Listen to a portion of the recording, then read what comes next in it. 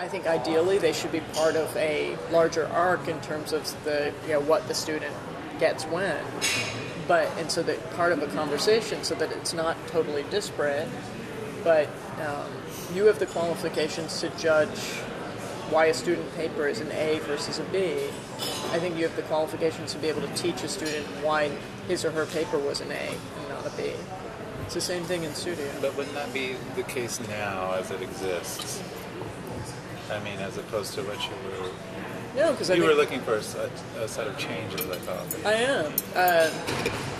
I don't think it's the case now as it exists, because I think that all too often courses, especially studios, are accumulation of material, proliferation of material, as opposed to the distillation of an argument. And even history theory courses, I'm finding many of my colleagues are having students hand in, booklets or research documents, which aren't papers in the sense of making an argument.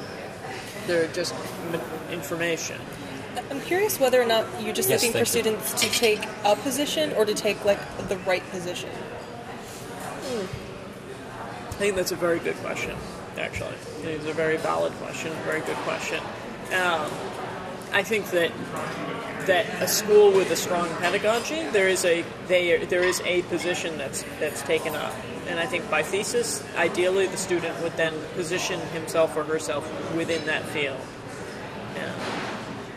And that's obviously, a lot of people would say, school shouldn't be that heavy-handed, but you would say it should be.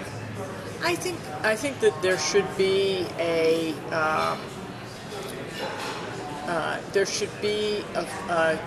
framework within the school. Yeah, I do, actually.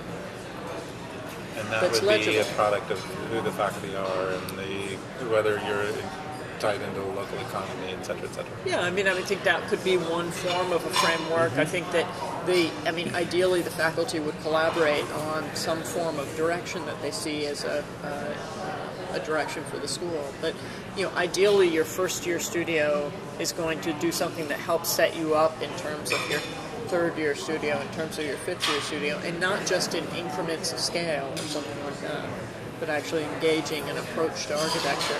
So that, if you think of... I went to school at a very interesting moment at Princeton when essentially Michael Graves and postmodernism were being challenged by decon. So Mark Wigley had come into the school, Beatrice Colomino had come into the school, Liz Diller came in after I left. But essentially this sort of school had been identified as having a singular idea of Michael's postmodernism had been the way the school ran for up until the late 80s. And then it went through this transition, and then it became singular again. And I think actually I'm not necessarily advocating the singular moments are the most interesting. To me, I think that moment where there were actually two directions being... It was a sort of tense moment for a very small school, but it was very productive.